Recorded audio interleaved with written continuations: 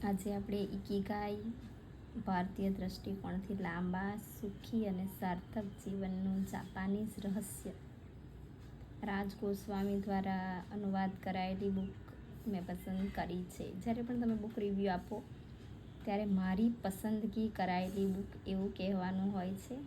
મારી બુક એવું નહીં કહેવાય, કારણ કે ના તો આપણે આ બુક લખી છે કે ના એનું અનુવાદ કર્યું છે. એટલે જ્યારે પણ આપણે બુક રિવ્યૂ માટે જઈએ તો એ વસ્તુ આપણને આ સેન્ટેન્સ ખૂબ ધ્યાનપૂર્વક બોલાય એની કાળજી રાખવી જોઈએ. અને એ ખુશીની વાત એ પણ છે કે આ બુક રિવ્યૂ ઇકિગાઈ બુક એ બુક રિવ્યૂમાં મને પ્રથમ ક્રમ પ્રાપ્ત થયો હતો અને સર્ટિફિકેટ અને ઇનામ મળ્યું છે. એ માટે હું ખૂબ ખૂબ આભારી છું આ બુકની પણ, કે ઘણી બધી બુક વાંચ્યા પછી આ બુક છે જેણે મને બુક રિવ્યૂમાં પ્રથમ ક્રમ પ્રાપ્ત કરાવ્યો છે. તો મને થયું લાવો આ બુકનો રિવ્યૂ તમારી સમક્ષ બધાની સાથે શેર કરીએ અને પોતાના માટે પણ સંગ્રહી રાખીએ.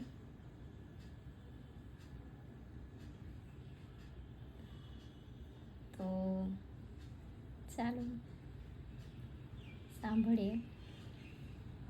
સુંદર મજાની બુક છે. મારા પોઈન્ટ ઓફ વ્યૂથી તો પહેલાં આ ભારતીય આપણા જે પૂર્વજો હતા એમણે જે પ્રકારનું જીવન જીવ્યું હતું એ બુકનું વર્ણન, એ જીવનનું વર્ણન આ બુકમાં કર્યું છે. જે કદાચ આપણા ભારત માટે એવું કહેવાય છે, જો મોટા મોટા તમે લોકોને સાંભળ્યા હોય તો લોકો એવું કહે છે કે ભારતના લોકો કોપી કરવામાં પહેલો નંબર થઈ ગયા છે. તો કોઈક સારી વસ્તુ જો એમને શીખવવી હોય તો પહેલાં બહારના લોકોને શીખવવી જોઈએ, અને એ શીખે પછી ભારતના લોકો એને કોપી કરીને ફરી ભારતમાં ઉપયોગમાં લે છે. એટલે મોટાભાગની વસ્તુ પહેલાં ભારતની બહાર શીખવામાં આવે છે. તો આ 100 વર્ષ લોકો લાંબુ જીવન કેવી રીતે જીવે છે એની વાત આમાં કહેવામાં આવી છે, જે આપણા પૂર્વજો જીવતા હતા. આપણા મમ્મી પપ્પા, કદાચ એમના મમ્મી પપ્પા લોકો જે પ્રકારે જીવન જીવતા હતા એનું જ મને લાગે ત્યાં સુધી મોટાભાગનું આ બુકમાં સમજાવવામાં આવ્યું છે. સારી બુક છે. નાની નાની ટેવો પાડવી જોઈએ. બાબુ મોસાઈ જિંદગી બડી નહીં લંબી હોની ચાહીએ. આપણે આજકાલ જિંદગીને મોટી કરવાની ભાગદોડમાં લાગી રહ્યા છે. દેખાદેખીમાં પડી ગયા છે કે કોઈની પાસે આટલું છે તો મારે હવે આટલું જોઈએ. કોઈ 2 BHK લીધું તો મારે 3 BHK જોઈએ, 7 BHK જોઈએ. કોઈ હવે લક્ઝરિયસ અપાર્ટમેન્ટ લઈ લીધો તો મને રો હાઉસ જોઈએ કે બંગલો જોઈએ કે વિલા જોઈએ, કે મારી પાસે હવે 2 વ્હીલર આવી ગઈ તો 4 વ્હીલર જોઈએ. એટલે આપણી ઈચ્છાઓ જે છે અનંત છે, અને આપણે જિંદગીને મોટી કરવાની ભાગદોડમાં આપણે જીવન જે છે એ ટૂંકું કરી રહ્યા છે. આપણે જેમ જેમ જો એક ઉદાહરણ શેર કરીએ કે જો ગરીબ હોય તો એ વ્યક્તિ કેટલી પણ મોટી ઉંમરની કેમ નહીં હોય, જો એમને બસમાં કે ટ્રેનમાં જવું હોય તો એ સરળતાથી બસમાં કે ટ્રેનમાં સફર કરી શકે છે, ચડી શકે છે, ઉતરી શકે છે. જ્યારે જેની પાસે કાર કે એરોપ્લેન એવું તમે જોયું હોય તો એ મોટાભાગના લોકો જે હોય છે એમને ઘૂંટણનો પ્રોબ્લેમ હોય છે. એ જેટની વાત કરીએ, ઘૂંટણનો પ્રોબ્લેમ હોય છે કે વટેવર કોઈ બી બીમારી હોય છે કે they can't travel in bus or train maybe easily.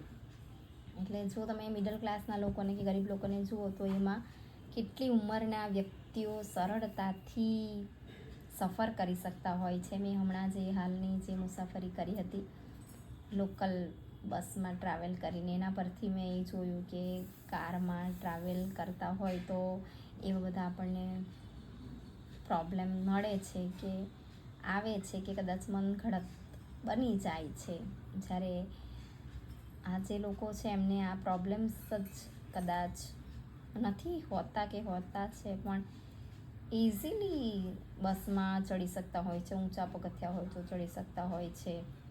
એ મેં બહુ બારીકાઈથી નિરીક્ષણ કરવા માટે હમણાં સોલો ટ્રીપ કરી હતી કે મારે જોવું હતું. આ બુક વાંચ્યા પછી ઘણા સમય 1-2 મહિના પછી મને એવો વિચાર આવ્યો હતો કે જોવા દેવો એમ. તો એ અનુભવ લેવા માટે મેં પર્સનલ એક્સપિરિયન્સ કર્યો અને ખરેખર મને એ બાબતનો અનુભવ થયો છે. એટલે નાની નાની ટેવો જે અબ્દુલ કલામે પણ કીધું છે, તમે તમારી ટેવો બદલો અને તમારું ટેવ જેવી બદલશો એ ટેવ તમારું જીવન બદલી નાખશે.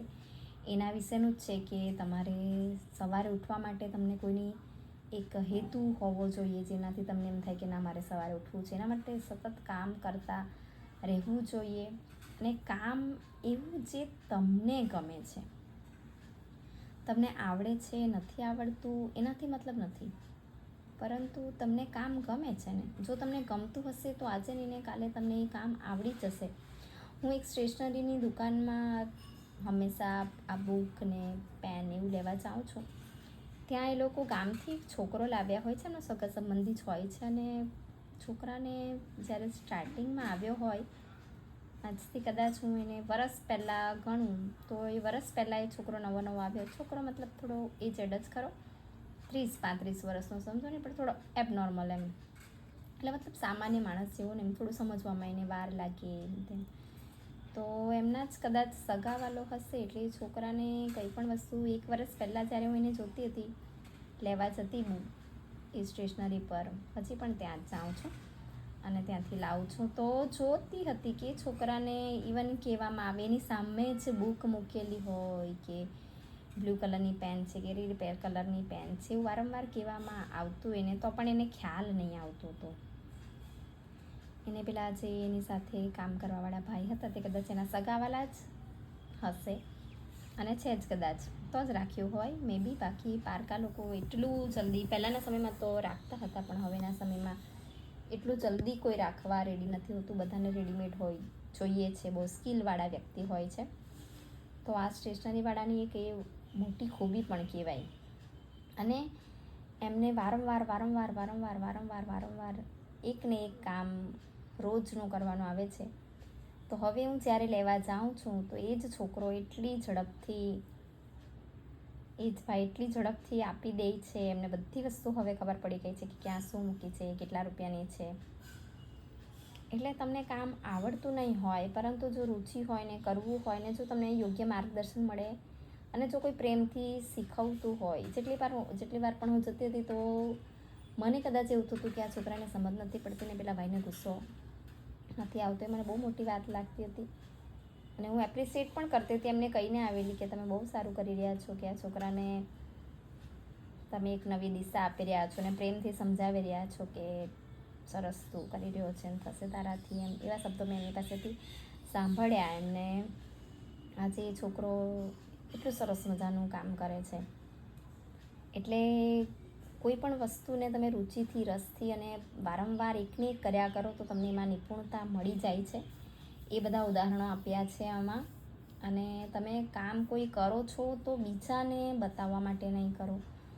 આમાં બહુ જ સરસ મજાના લોકો જે લાંબુ જીવન જીવે છે, અલગ અલગ પાત્ર આપ્યા છે અને એ પાત્રો પોતાની મનગમતું કામ કરે છે, મનગમતો ખોરાક ખાય છે, પોતાના દેશનો ખોરાક ખાય છે.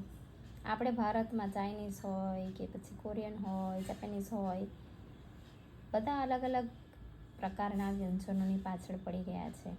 આપણા દેશનું જે લોકલ ફૂડ છે, આપણા રાજ્યનું કે આપણા શહેરનું, એની પાછળ આપણે ભાગતા નથી. ખરેખર આપણે જે રાજ્યમાં કે જે સિટીમાં કે જે વાતાવરણમાં રહેવાયેલા હોય છે, જેના પ્રમાણે આપણું શરીર ટેવાયેલું હોય, એ પ્રકારનો જો ખોરાક આપણે લઈએ ને તો આપણે કદી માંદા નહીં પડીએ.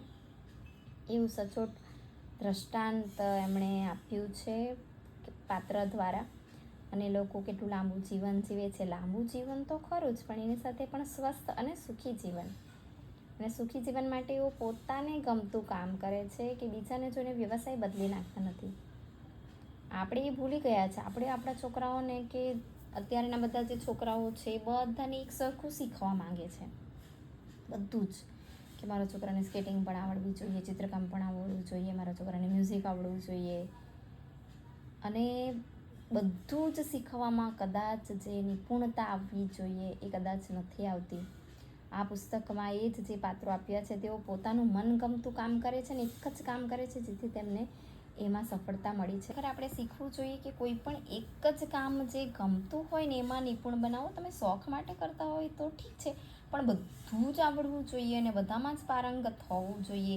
એના કારણે કદાચ આપણે પાછળ પડીએ છીએ અને છોકરાઓ પણ પાછળ પડે છે અને બીમારીના ભોગ બને છે અને સુખ નથી અપનાવી શકતા. હવે શાહરૂખ ખાનને જોઈ લો, એક્ટિંગમાં પરફેક્ટ છે તો એક્ટિંગ કરે છે. એ ક્રિકેટનું પેલું આખી ટીમ ખરીદી લે છે પણ રમવા ઉપડી નથી જતા કે હું જ રમી લઉં ને હું જ જીતી જાઉં. એવું નથી કરે, ઇન્વેસ્ટ કરે છે પણ તેમાં ઝંપલાવી નથી દેતા. પૈસો છે તે બીજી જગ્યા પર રોકે છે, પરંતુ એનું કામ જે છે એક્ટિંગનું તો તેમાં જ લાગી રહ્યા છે ને એમાં સફળતા મળી છે. આપણે વિરાટ કોહલીને લઈએ કે મહેન્દ્રસિંહ ધોનીને લઈએ, એ લોકોને તમે જુઓ તો એ લોકો પણ પોતે આખા કેરિયરમાં પોતાનું જે બોલિંગનું કે બેટિંગનું જે કામ કરે છે એમાં જ એમણે નિપુણતા મેળવી છે અને એના કારણે એમને એટલી સફળતા મળી છે. એ લોકોને એડવર્ટાઇઝને એવું મળે છે પણ સ્ટીલ એ લોકો પિક્ચરમાં કે એવામાં બી કદાચ ઓફર થઈ હોય પણ નથી ગયા હોય, એવું બની શકે. તો એટલે તમે એક જ જે તમારી સ્કિલ છે એમાં તમે પારંગત રહો તો તમે ખુશી પણ અનુભવી શકો, સ્વાસ્થ્ય પણ અનુભવી શકો અને તમને સફળતા મળે જ. એટલે જ આપણા દેશમાં હવે આપણે જોઈએ તો જે પહેલાંના સમયના લોકોની જે કોતરણી કામવાળું આટલું સુંદર મજાનું તાજમહેલ બનાવાયું હોય કે તમે આજુબાજુના આપણા ભારતમાં તો કેટલી બધી વિવિધતાવાળા મંદિરો ને રાજમહેલો ને બધું બનાવાયું છે. પહેલાં તો લોકો જાતે ચંપલ સીવી લેતા હતા અને એ બધું જે હોય છે ગૂંથણકામ ને એ બધું તો અત્યારના આપણે જોઈએ છે ધીમે ધીમે વિકસવા માંડ્યું છે. પણ એ જ વસ્તુઓ બતાવી છે કે તમે એક વસ્તુની પાછળ, એક તમારી સ્કિલની પાછળ વારંવાર પ્રયત્ન કરતા રહેશો તો એમાં સફળતા મળશે જ અને સુખ પણ મળશે. એ સમજાવવાની આખી બુકમાં પ્રયત્ન કરવામાં આવ્યો છે. સુખી જીવન જીવવાનું અને એની સાથે સ્વસ્થ જીવન જીવવાનું, બીજાના મુજબ નહીં જીવવાનું, પોતાને ગમે તે જીવો. કારણ કે આપણે કેટલી પણ કોશિશ કરી રહીશું, કોઈક ને કોઈક તો આપણાથી આગળ હોવાનું જ છે. એટલા માટે તમે તમારી લિમિટેશન નક્કી કરો, જીવનના ઉદ્દેશ્ય નક્કી કરો, આદતો નક્કી કરો, ગોલ નક્કી કરો અને પછી એ પ્રમાણે આગળ વધો. બધા જ એવું કરવા જઈએ તો આપણું જીવન કદાચ આપણે જેટલું ધારીએ એટલું સુખમય નહીં નીવડે. આપણને એમ થશે કે મેં તો આવું વિચારેલું, પરંતુ મને તો આવું મળ્યું જ નહીં એમ. પરંતુ કદાચ આપણે હંમેશા પોતાનાથી પગલું આગળ કોઈક વ્યક્તિને જ વિચાર્યા કરશું, દર વખતે નવા વ્યક્તિને વિચાર્યા કરશું તો આપણને કદાચ જીવનનો સાચો ઉદ્દેશ્ય નહીં મળે. એટલે આ પુસ્તક એ શીખવે છે કે તમારા જીવનનો સાચો ઉદ્દેશ્ય શોધો અને જીવન જીવવા માટે આપ્યું છે, સુખી રહેવા માટે આપ્યું છે. કોઈ રેસ નથી કે એમાં ભાગીને તમે વહેલા પહોંચી જશો. ભાગીને પહોંચીને બધાને આપણને ખબર જ છે કે છેલ્લે આ શરીર જે છે એ આત્મામાંથી છૂટું પડવાનું છે અને પ્રગતિ તો છેવટે આત્માની જ કરવાની છે. તો એ તમે જીવનને સારા ઉદ્દેશ્યમાં લગાવો, સુખેથી જીવો, સ્વસ્થ શરીર સાથે જીવો અને તમે જ્યાં રહો છો તમારી જે મૂળભૂત પરિભાષા છે, જેનાથી તમારા શરીર બન્યું છે, એવા વાતાવરણમાં જીવો, એવા ખોરાકની સાથે જીવો, એવા લોકોની સાથે જીવો તો તમારું જીવન ચોક્કસ સુખી અને સમૃદ્ધ બનશે અને લાંબુ તો બનશે જ. એટલે એ સુંદર મજાના પાત્રો દ્વારા આ બુકમાં બધું સમજાવવામાં આવ્યું છે. તમે વાંચો. દરેકની પોતપોતાની, મારા દરેક વિડીયોમાં હું કહું છું એ પ્રમાણે પોતપોતાના આપણા વિચાર હોય છે. આ મારી સમજ પ્રમાણે હું કહું છું. તમે વાંચશો તો તમને તમારી સમજ પ્રમાણે ઘણું બધું શીખવા મળશે અને વાંચવું જોઈએ. આપણે વાંચીએ તો આપણી નવી બુદ્ધિશક્તિ ખીલે છે, નવા વિચારો ખીલે છે ને પછી આપણે કહીએ પણ છો ને મને તો વાંચીને આવું લાગ્યું, આમને તો આવું કીધેલું. એટલે એ વિચાર પણ વિકસે અને એ વિચાર વિકસવાથી આપણને ખબર પડે છે હા કે મારામાં આટલું પરિવર્તન આવ્યું છે, આટલી ગતિ કરી છે, આટલી પ્રગતિ કરી છે. એટલે સુંદર મજાની બુક છે અને ગમી છે મને. અને એમાંથી જો મેં આ દરેક વિડીયોમાં કહું જ છું મોટા ભાગે કે બુક તો દરેક લોકો વાંચી લે છે. આપણે જતા હોય તે રસ્તામાં સેન્ટેન્સ કોઈ વાંચતા હોઈએ, કશે ફરવા ગયા હોય તો વાંચ્યું હોય છે, બસ પર વાંચો, ટ્રેન પર વાંચો, પ્લેન પર વાંચો, ગમે તે આપણે જ્યાં દેખાય તે આપણે વાંચતા હોય છે.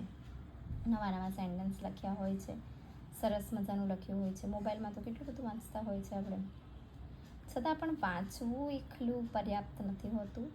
તમે વાંચીને તમારા જીવનમાં કેટલું ઉતારો છો એનાથી તમારું જીવન બદલાય છે.